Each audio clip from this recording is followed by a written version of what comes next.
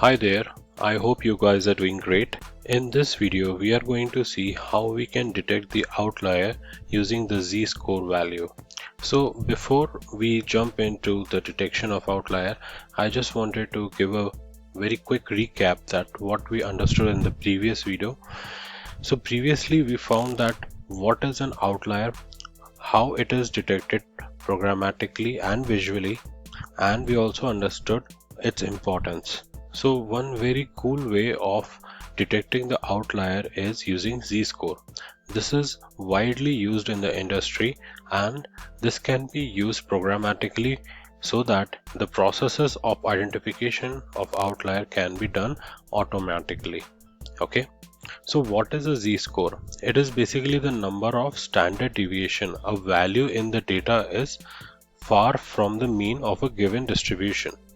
So assuming a distribution is normally distributed and it has a negative z-score, that means the value lies below the mean, and if it has positive z-scores, indicate the value lies above the mean. Remember that the z values can be from minus infinity to plus infinity, but most many values fall between minus 3 to plus 3. So here the formula for z is x minus mu upon sigma.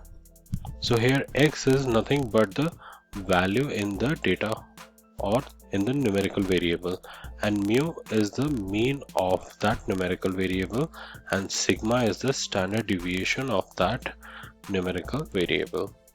Here you can see in the plot the data is normally distributed and 0 is its mean. So 0 is nothing but the z value here, and the 1 and the minus 1 represents the distance of one standard deviation from the mean. So minus 1 to plus 1 encapsulates 68% of the data. Similarly, if I take 2 and minus 2, this means from 0 it is 2 times standard deviation away from the mean on the either side, on the positive side as well as on the negative side. So this encapsulates around 95% of the data, and similarly 99.7% of the data is covered between three standard deviations, that is the z-score of 3 and minus 3. Okay, so this concept will be more clear once we do it programmatically. So let's jump into Python. So now I have a data set of Titanic.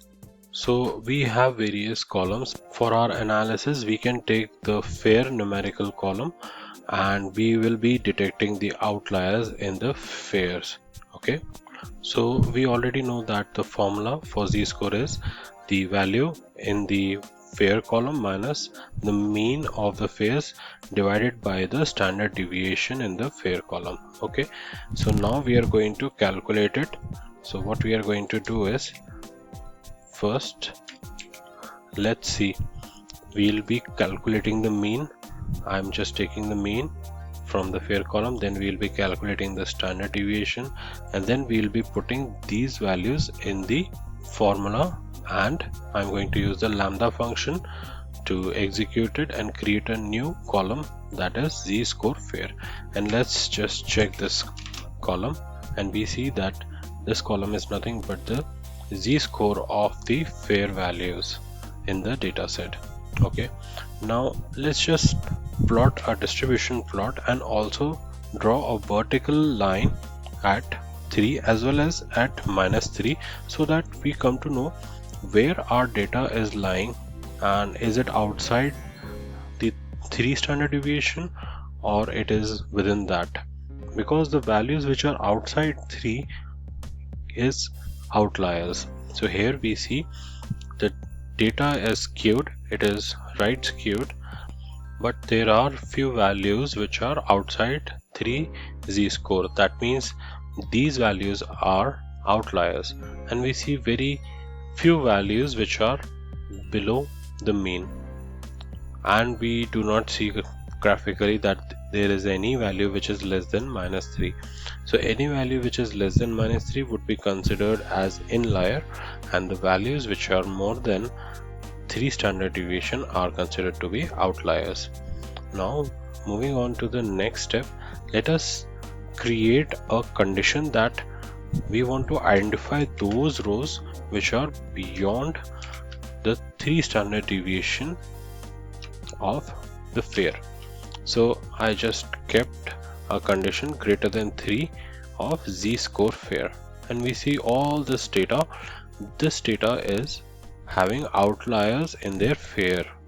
Okay, now let's just do some more analysis, just slice it out and see that what is the in general value of fair which are having outliers. So it is pretty much on the higher side of greater than $200, and there are some values which is $512 as well. So somebody has paid this much amount also at that time. Do some more deep dive.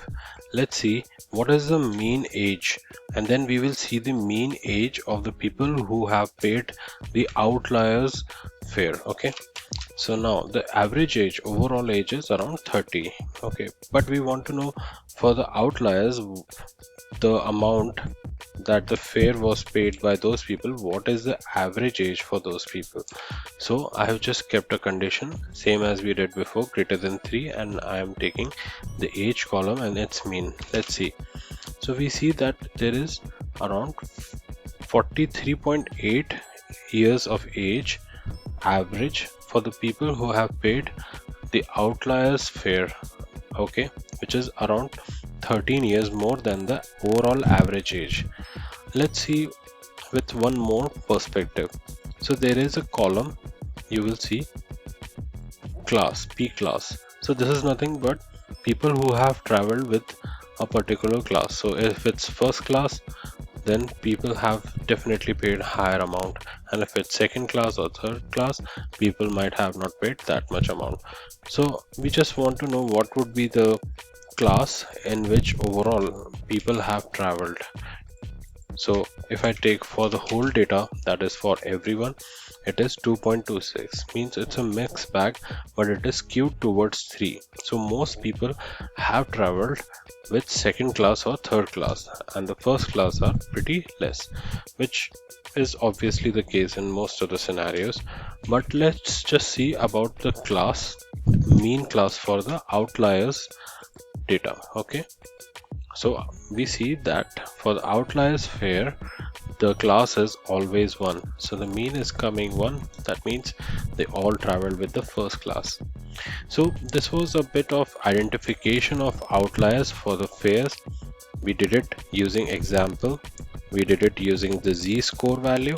We understood what is a z-score value, and we also took this particular information of outliers and did some analysis. So do stay tuned, because in the next videos I'm going to show you using unsupervised machine learning how you can identify the outliers. These are very sophisticated ways, and there are online and offline models. So stay tuned, and please do subscribe to my channel so that you do not miss on anything. I'll see you in the next video. Till then, bye bye.